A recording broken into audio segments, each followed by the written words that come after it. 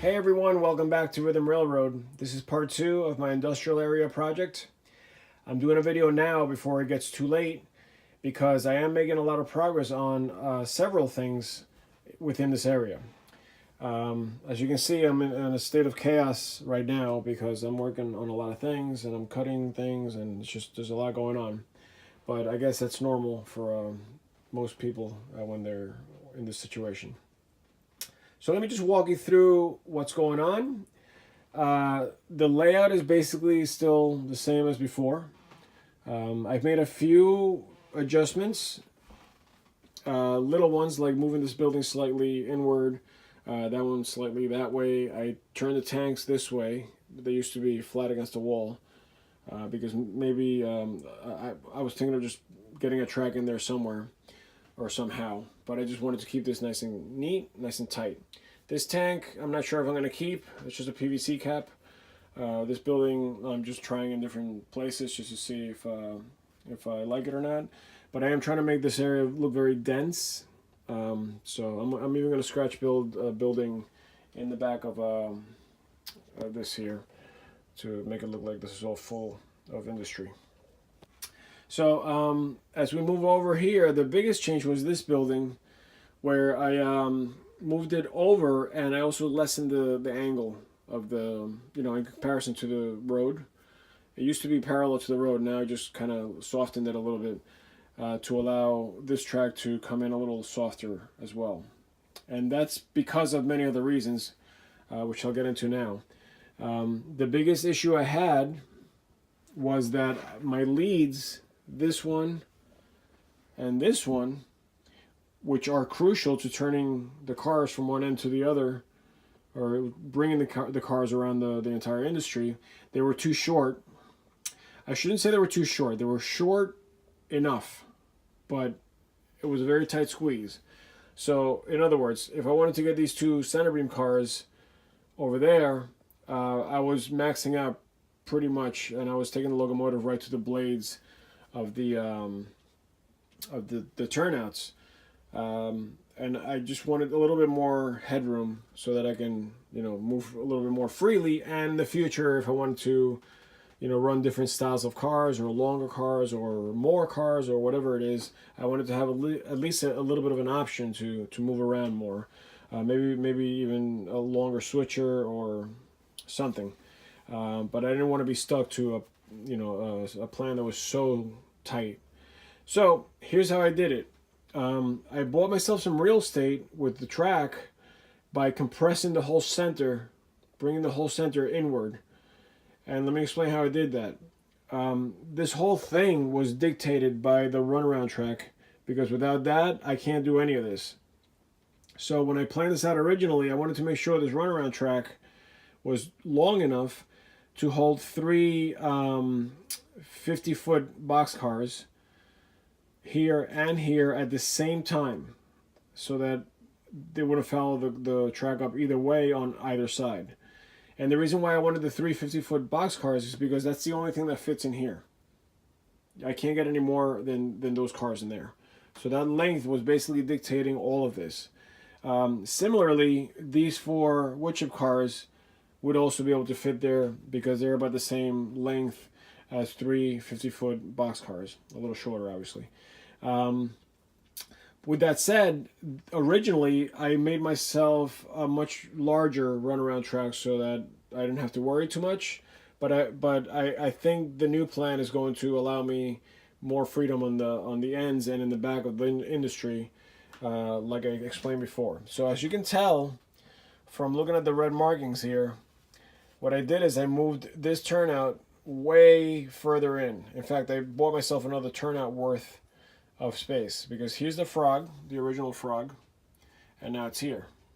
So all of this real estate I gained back here. So now my locomotive doesn't have to fight.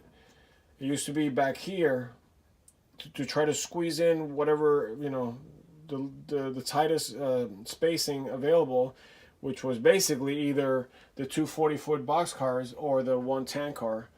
Squeeze it in there real tight and then make my way over to this lead so that I could squeeze it in real tight and then make myself available for these. Now, This turnout was not a right-hand turn originally. It was actually this one here. Yeah, this one here. So I was gonna do it like this instead, which would throw the track closer to the building, and it would be parallel with the building. Which, even though it was nice, I think this is a much better solution, because not only does it allow me to make the lead a lot longer by running it in this angle, but I also have a backdrop that's curved. So there's actually a lot of room back there. There's about another 4 inches back there, where if I make a hole in the backdrop down there, I can run the train basically into the wall, giving me a lot more room to work with here. So in theory, I can make this lead a lot longer than that one. Not that it matters, because the shortest lead is actually the one that counts. But I do have a little bit of playroom either way to make things work. Now, obviously, in order to do that, I had to also move the turnouts, closer. And so this track here is now smaller. So this travel space here. That doesn't matter. That doesn't affect anything. This is just a transfer track to get from the front side, or the front part of the industry, to the back part of the industry. So I didn't care about this track. And I made it a little bit of an S curve here, because a lot of these industries, they do some I've seen in videos and stuff, some really crazy things where it's tight trackage and it's all bent and it's all wobbly and whatever works. So this worked nicely. And either way, a lot of these tracks are going to be like almost all the way covered with concrete or grout or whatever, I decide to use to hide the ties. So right now it looks a little bit aggressive and it looks a little bit crazy, but once you only see the heads of the rails, the tops of the rails, it's not going to matter that much. Anyways, what that bought me was, again, more territory in the back there, and it allowed me to make more of the switches. The only problem I ran into, because I had to move these turnouts forward, is that I was forced into making this curve a lot tighter, because as you can see, the curve used to be here for this tank track here that I have here. So what I did is, instead of trying to force this curve, which I tried, back into here where it was originally, I just let it do its natural. I just let it take its natural course here. I might even go a little tighter, but it's a lot easier for me to do this and then just change the road angle. I have plenty of room. I can just put the road here instead and run it a little less aggressively, a little less of an angle, and it'll be the same thing, because again, this doesn't matter, so I can move this over, and it's not going to be a big deal. Obviously, this is going to lead into my turnouts here, and that's how you get into the other part of the territory. I'm waiting to get another right-hand turnout here. I don't have one yet, so I'm putting this one upside down right now, just to show you that I can still get the road pretty much on an angle, but still feed it through there, and I can still get all this stuff out of the way. So now what I've done basically is allowed myself a lot more room. The last thing I did with the track work is that I moved this turnout, which used to be here, and there was like a little piece of track here, or I don't even remember now. Either the track was in between the two turnouts, or it was over here, and these two turnouts were over further.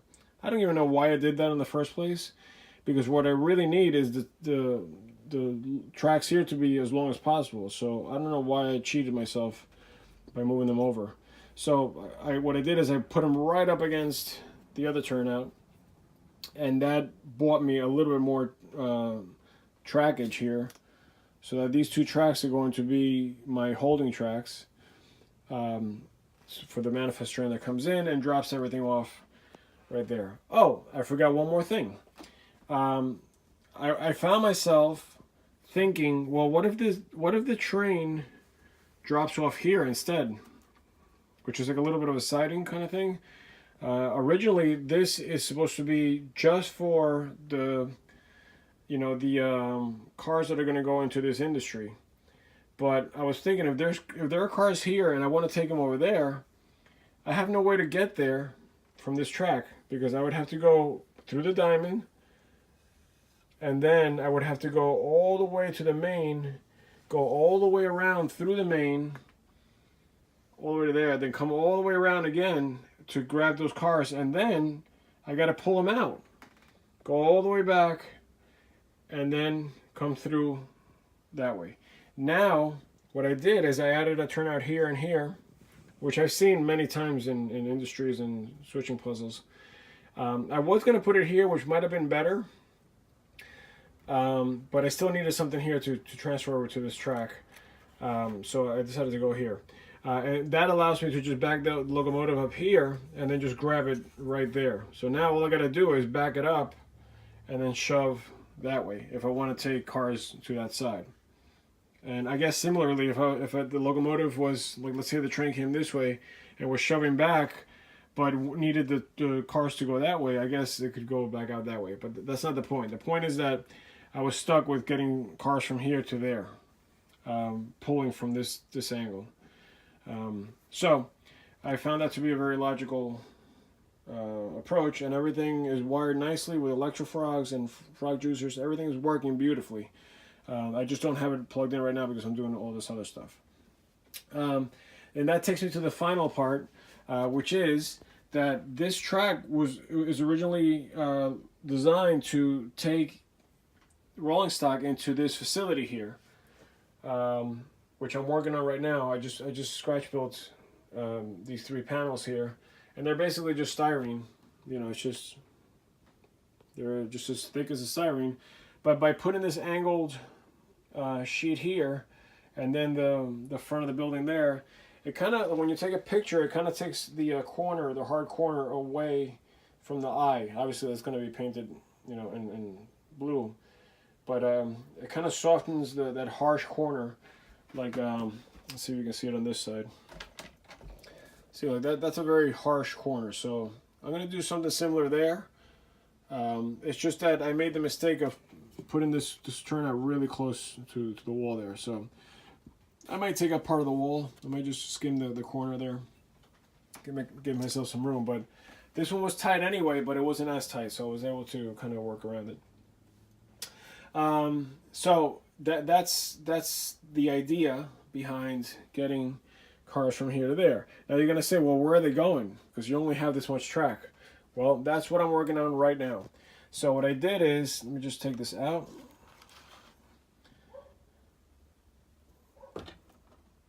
What I did is I cut a small hole into the wall,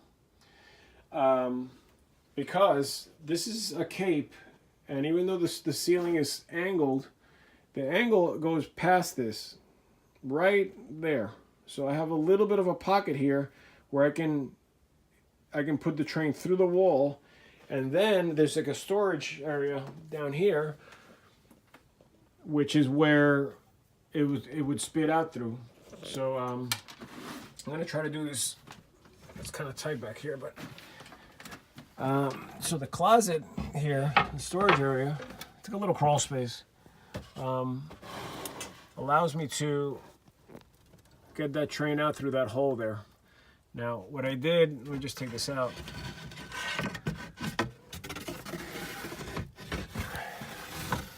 What I did is that I made up a little mock-up, a little template, I should say, piece of wood that fit exactly on the, the entrance hole, and then onto the 2x4 right here. So that notch grabs onto that 2x4.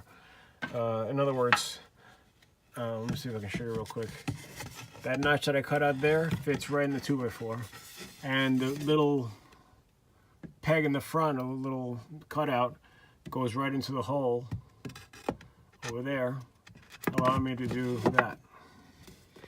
Okay, so the idea is that when I do that, I'm creating a platform for the track right there, and I can support it with just an L bracket right under it right here, or just put a piece of wood here and just screw it down, and I could take that all the way to the other side of the closet, allowing me, I would say, at least 10 to 15 cars to fit in there. All I need is one track anyway, so I can actually, well, here's what I did. I took this mock-up and I just basically traced it onto here, and then I made it the real length of the closet, like that. So now this entire piece is what I had in there before that I took out. I'll put it back in later. That's going to fit into the closet, and what I'll do is I'll pre-mount the track. So it's going to go, you know, I'm going to mount it over there at the beginning with a little bit of a track, like kind of extending out, so that I can tie it into the track that's on the layout now, and then just curve it, because as you can see, if I take the track straight from here, it's going to go right into the 2x4. So I'm going to just curve it, which is just slight curve, and then just run it straight back. And if I really want to get crazy, I guess I could put a turnout here for extra storage, but I don't want to be, you know, going in there and derailing cars and all that stuff. So I think I'm just going to keep it simple, and it's just going to be cars in and cars out, and that's basically it. So that's where I'm at, and you know, once I get that in place, it'll be a lot easier to work, because I just feel like I can't put things together until I have this building lined up. Because obviously once this goes in, it's got to be lined up with the track perfectly, so that the garage, or the you know, the portal door here will allow for everything to be lined up with the track. The only thing I want to do as far as this building goes is make this door functional. So it is going to go up and down from the back, and I'm going to be using something called a gear reducer that I've seen on videos. There's a few ways of doing it, but the idea I got from is by putting a little bit of like a rod or one of those vents that you can put on top of the building, where you can just turn it and it brings the door up. I apologize that I forget the name of the person that did that, or his YouTube channel, but I would definitely plug that in if I knew it. But I've seen that before, and so I can manually open it up and close it, and then I'll dress up the hole a little bit better, so that you know, when you open the garage door, you don't just see that crazy, you know, open hole there. So I'll put a piece of styrene there, and maybe just a top. So most of the time you're going to be looking at this angle anyway. And I'll dress it with, I'll paint it, or I'll do whatever, you know, make it look like an industrial inside of a building. And that's basically it. But that's where I'm at right now. And that's the end of part 2, because the next thing I'm going to do is, in part 3, is show you all the tracks wired up, glued down, functioning, before I move on to scenery and all the other fun stuff. All right. If you like this video and you want to subscribe to my channel, it's Rhythm Railroad. And when you go on YouTube, just make sure that you hit the bell icon, so that you can be informed of any new videos coming out. Thanks for watching. See you in part 3.